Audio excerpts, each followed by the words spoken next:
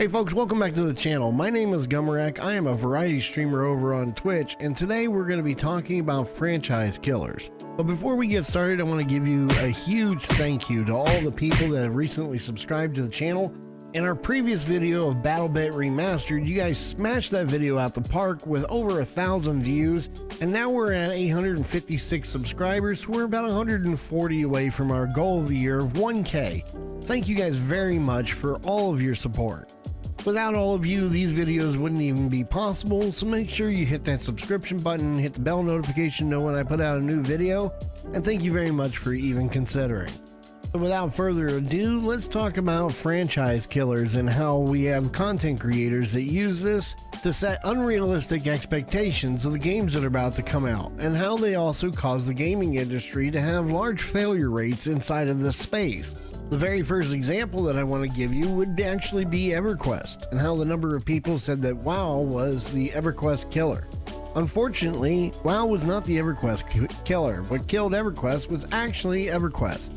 EverQuest decided to release EverQuest 2, which not only was a colossal failure, but also destroyed both titles. What you'll notice throughout this video is a running theme of exactly that. We have Battlefield that was supposed to be killed by World War III. World War III is now a shell of what it formerly was, and the reason being couldn't have been better stated by Tim the Tatman, which is the majority of these players today don't give a shit about arena shooters. Although Battlefield did not have some of the crippling issues that World War III did have, and the fact that World War III also had to relaunch itself 2 or 3 times in either to make it into a playable state, most of the people like to argue that Battlefield 2042 also had a very large amount of bugs. So why was Battlefield 2042 able to survive and World War III was able to be pushed to the wayside? Well, the reason being is because of prestige.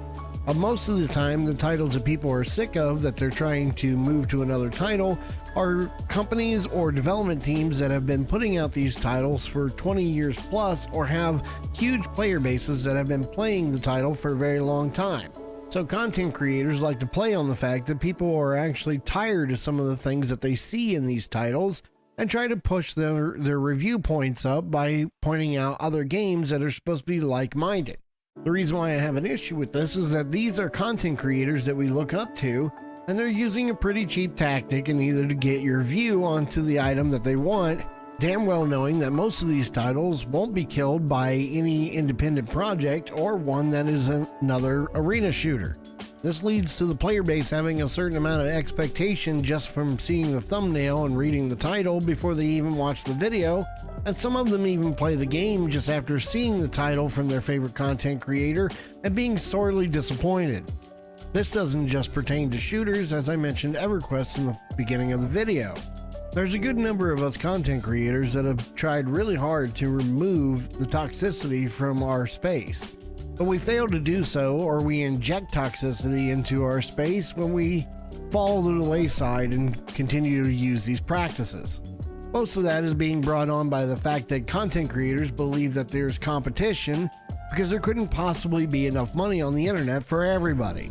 Whether we reach the top 1% of content creators in that space or not, we really shouldn't need to compete with each other, neither to set proper expectations to our viewership. We have a responsibility to make sure that our viewership knows exactly what they're getting into without baiting them into it. They're there for you and not what you baited them in to see. Now, I'm not expecting this to put an end to clickbaity titles, but there's a difference between clickbaity titles and being clickbaity with information that you know is never going to be relevant.